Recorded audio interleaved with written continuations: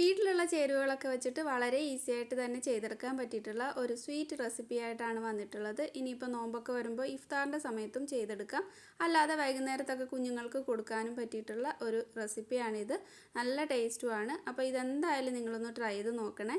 അപ്പോൾ ഇതെങ്ങനെയാണ് തയ്യാറാക്കുന്നതെന്ന് നോക്കാം.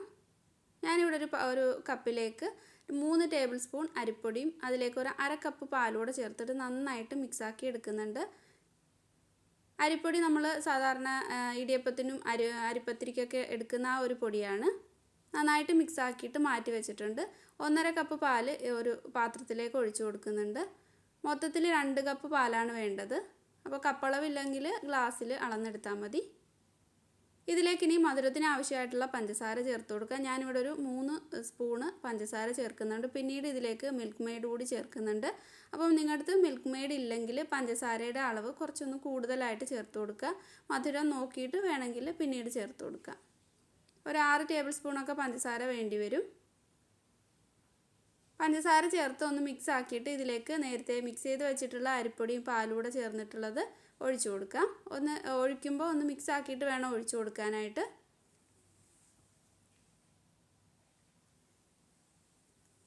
എല്ലാം കൂടെ നന്നായിട്ടൊന്ന് മിക്സ് ആക്കിയിട്ട് അടുപ്പത്ത് വെച്ചിട്ട് ഒന്ന് തിക്കാക്കി എടുക്കണം.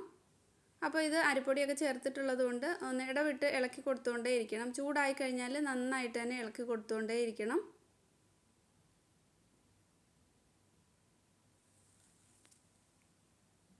നന്നായിട്ടൊന്ന് ചൂടായി കഴിഞ്ഞാൽ ഇതിലേക്ക് മിൽക്ക് മെയ്ഡ് ചേർത്ത് കൊടുക്കുക. ഞാനിവിടെ ഒരു 1/4 കപ്പോളം മിൽക്ക് മെയ്ഡ് ചേർക്കുന്നുണ്ട്. അപ്പോൾ നിങ്ങൾ മിൽക്ക് മെയ്ഡ് ഇല്ലെങ്കിൽ ഇതിലേക്ക് പഞ്ചസാര അധികത്തിൽ ചേർത്ത് കൊടുക്കുക.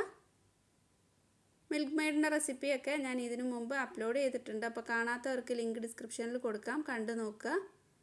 മിൽക്ക് മെയ്ഡ് ചേർത്തിട്ട് കൈ വിടാതെ തന്നെ ഇളക്കി കൊടുക്കണം, അല്ലെങ്കിൽ അടിയിൽ കട്ട പിടിക്കാനുള്ള ചാൻസ് ഉണ്ട്, കരിഞ്ഞു പോകാനുള്ള ചാൻസ് ഉണ്ട്.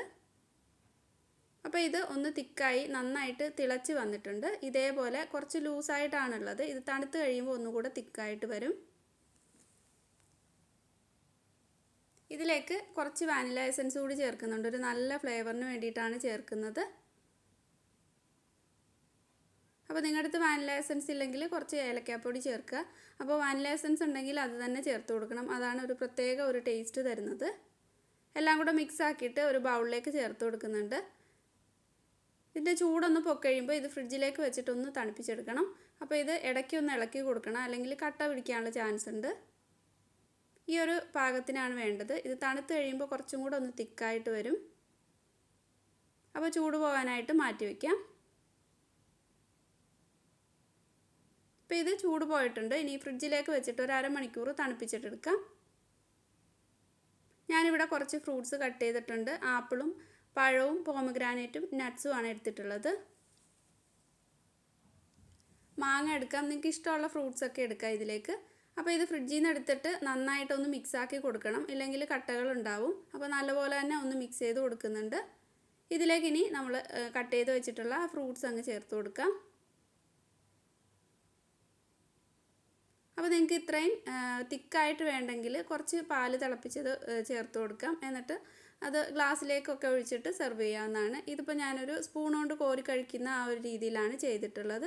എല്ലാം കൂടെ നന്നായിട്ട് അങ്ങ് മിക്സാക്കി എടുക്കാം. പിന്നെ നിങ്ങൾക്ക് കസ്കസൊക്കെ ഇഷ്ടമാണെങ്കിൽ അതൊന്ന് വെള്ളത്തിൽ കുതിർത്തിട്ട് വേണമെങ്കിൽ ചേർത്ത് കൊടുക്കാവുന്നതാണ്. അതൊന്നും വേണമെന്നില്ല. നമ്മുടെ വീട്ടിലുള്ള ഫ്രൂട്ട്സൊക്കെ വെച്ചിട്ട് നല്ല ടേസ്റ്റിലായിട്ട് ഇതുണ്ടാക്കിയെടുക്കാൻ പറ്റും. അപ്പോൾ ഈ ഒരു റെസിപ്പി നിങ്ങൾക്ക് ഇഷ്ടമായിട്ടുണ്ടാവുമെന്ന് വിചാരിക്കുന്നു. ഇഷ്ടമായിട്ടുണ്ടെങ്കിൽ ലൈക്ക് ചെയ്യാത്തവരൊക്കെ ഒന്ന് ലൈക്ക് ചെയ്യുക. അതുപോലെ നിങ്ങളുടെ ഫാമിലിക്ക് ഫ്രണ്ട്സിനൊക്കെ ഒന്ന് ഷെയർ ചെയ്ത് കൊടുക്കുക. സബ്സ്ക്രൈബ് ചെയ്യാതെയാണ് കാണുന്നതെങ്കിൽ മറക്കാതെ തന്നെ സബ്സ്ക്രൈബ് ചെയ്തിട്ടുകൂടി സപ്പോർട്ട് ചെയ്യണേ. അപ്പോൾ പുതിയ നല്ലൊരു വീഡിയോ ആയിട്ട് വീണ്ടും കാണാം. താങ്ക്